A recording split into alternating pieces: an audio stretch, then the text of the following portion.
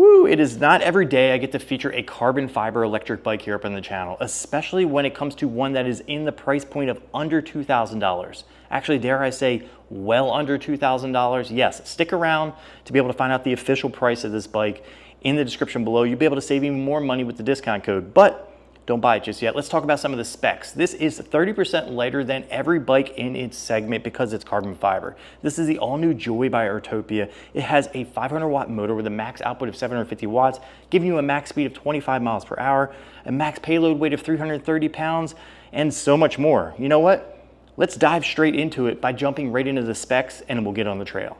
The all-new Urtopia Joy Carbon retails for $1,799, and that's before any other discount codes, which are linked in the description below. But before you go digging down there, let's dive deep into the specs to see what makes this bike $1,799 and probably the best buy when it comes to a carbon fiber electric bike. Now, the Joy isn't one of those bikes that fits in a very specific category. It's made for riding on all terrains, whether it's urban street, light trail riding, or even just a grocery run. Now, the Joy Carbon is advertised at 50 pounds, which makes it one of the lightest bikes in this segment, and has a max payload weight of 330 pounds. That's cargo that you can carry on the back of the bike, the front of the bike, or towing.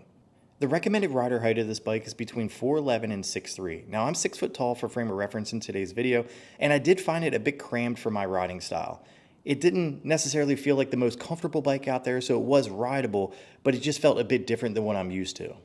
Now, Urtopia has a claimed range of upwards of 70 miles, and that 70-mile range test was done with a 180-pound rider. That's in eco mode and on flat roads without the throttle. In today's test, we're going to be going through all the different settings when it comes through pedal assist, and I weigh 186 pounds. I'm not necessarily going to be doing a range test, but you'll be able to get a good idea on what to expect out of the range in today's video. The top speed of this bike is 20 miles per hour at default, but you can unlock it to 25 miles per hour, which I have done for today's video. Now let's talk power and torque. The motor is a 500-watt motor with 750-watt peak and 60 newton meters of torque. This felt pretty good when riding on the trail. It didn't feel like it lagged at all, and the torque sensor was very intuitive. Now you can enjoy pedaling the bike powered off or in one of the 4 pedal assist settings, whether it be Eco, Tour, Boost, or Turbo. Now we're going to be doing a test in all of those levels in top speed form to be able to give you guys a good representation of what to expect out of the top speed of this bike, as well as throttle only later in this video. Now you can rest assured that you'll be seen on the road with this headlight-taillight combo. Now it does not have turning signals like a lot of bikes within this category, but there are some links in the description below for you to be able to add turning signals to this bike to make it feel a bit safer on the road. Now moving on up to the cockpit, you have a nice wide handlebar, which felt pretty good on most of the rides. You have an extender stem that gives you a 0 to 60 degree of adjustability. I have it pretty much at that 45 degree point in order to give the best feel for me when it comes to ergonomics. Speaking of ergonomics, you have flat faux leather grips that are ergonomically friendly. On the left side, you have the controls, a bell, a front brake lever, and on the right side, you have a rear brake lever, throttle, and rapid fire shifters. Oh, and we can't forget front and center, that nice sleek display. This thing is super minimalistic and looks so good being inlaid into the stem. Now moving on down to the front suspension. You have a 50mm travel suspension fork with preload and adjustments. There is no lockout on this, so you will be losing a lot of that power that you put into every pedal when you're riding this bike. Now moving on down to the bottom bracket, you have a 50-tooth chainring up front paired up to a Shimano Altus derailleur for effortless shifting. Now the pedals on this bike are nice. It's a nice feel, but it's not my go-to. I much prefer something with a bit more grip, but if you're a beach goer or somebody who likes to ride a lot in flip-flops, this one might be the one for you. Now a couple of my favorite features about this bike are the tires. Now these tires are 20 by 3 inches Kenda K-Rad tires. These things are super grippy no matter what trail I threw at this thing, and it didn't feel like there was a lot of resistance when I was riding the bike powered off. Another great feature that a lot of brands really need to follow Urtopia on is this through axle. A through axle is the safest way to keep that front wheel secure on an electric bike. Now on the topic of safety, let's talk about the UL standard this bike has. It is UL certified through and through, including the battery. Now keeping on the topic of safety, let's talk about the brakes. We have 180mm rotors front and rear for ample stopping power, and we're going to be putting that to the test on the trail as well today. Now since we're talking power and performance, let's talk about the battery pack. The battery on this bike is a 36 volt 14.7 amp hour battery pack, getting you a range of upwards of 70 miles on a single charge. Alright, so now that those basic specs are out of the way, let's get this thing on the trail and see what it's capable of in the speed test and the hill test. Alright, so now for the speed test with the Joy. This bike is unlocked to go upwards of 25 miles per hour, which you can do in the display. It's speed locked to 20 miles per hour, which is pretty typical for a bike like this. Now, I'm gonna be doing this in Eco, Tour, Boost, and Turbo. I'm gonna be keeping it in gear 8, so it's gonna be starting off kind of hard. With that being said, let's hit start and get into it. I will say that the suspension does not lock out, so you are gonna lose a lot of energy pedaling into that. Shorter crank arms also make it for a bit of a slower take up. 17 miles per hour on both GPS and their Speedo. Bumping it up to Tour. 22 on theirs, 22 on mine. Boost. Jumping 25 up on theirs. 24.7 on mine.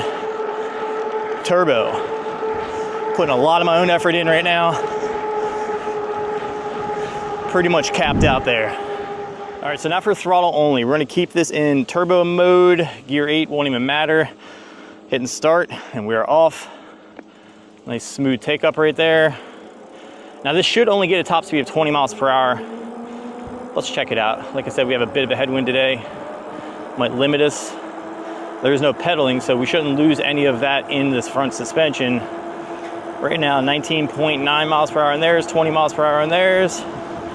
I feel like I really have to get tucked to get this 20 miles per hour. Now it is worth noting that this bike isn't supposed to be a speed demon at all. This is more of a commuter utility style bike. With that being said, it is good for what it is. The top speed of 25 miles per hour when you unlock it will take away a lot from the battery in long term, since this is a 36 volt pack. And with that being said, we got good hydraulic disc brakes on here. Let's give it a go. See how they feel.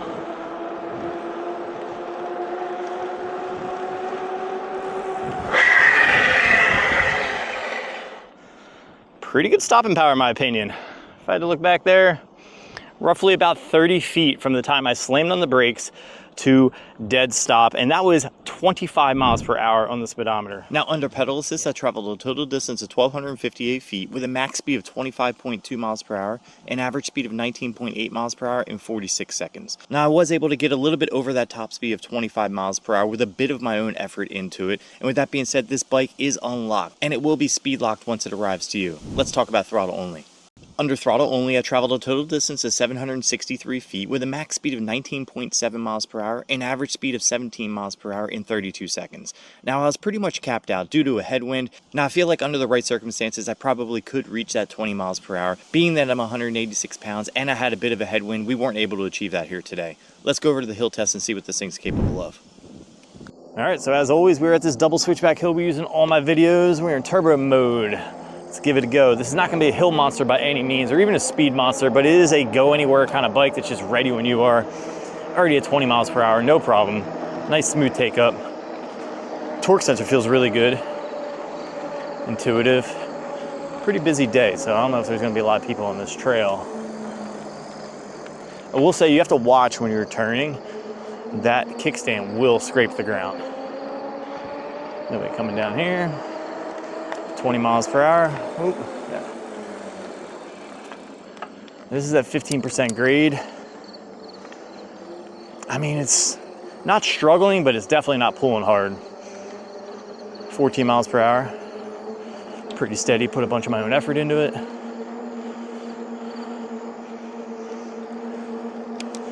Yeah, good for what it is for sure. Like I said, the torque sensor is very intuitive. It's right there when I need it. That power delivery is right there when I need it. Let's go see what the throttle only feels like on the hill. All right, so for throttle only, we're gonna stay in turbo mode because it has the best power delivery. We are off. It's a very slow, smooth take up.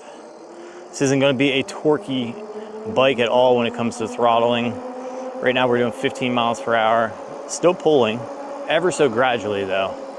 I will be not too shocked if it doesn't make it up this whole hill. Right now we're slowing down at about 12 miles per hour on the first straightaway coming into the first turn.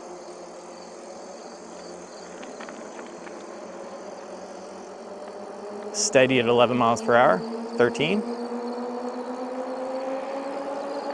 16, 18. Got to slow down big time.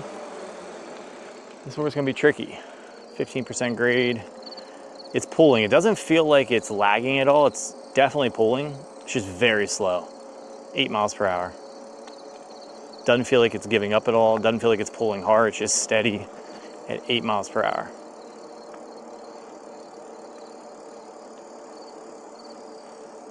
Yeah, it's doing its thing. I mean, the throttle only is going to be one of those things that you're going to use very, you know, sparingly every so often to kind of get yourself up and going, especially if you're pulling cargo or something like that. The throttle will come in handy with that because you can start your ride off with your throttle before having to pedal hard. Yeah, I mean, it did the hill. Did it do it to the top standard that I'm expecting out of most bikes on this channel? Not necessarily, but like I said, this is a go anywhere style bike. Let's go talk about my final thoughts. All right, so that's gonna do it for today's video featuring the all-new Urtopia Joy. If you're looking for a carbon fiber utility cargo style bike, this one might be the one for you. If you're looking for any other Urtopia, there are discount codes in the description below. With that being said, if you guys have any suggestions for future videos, put them in the comment section below. If you guys like this video, drop a like. If you love it, hit the subscribe button, and catch you in the next one.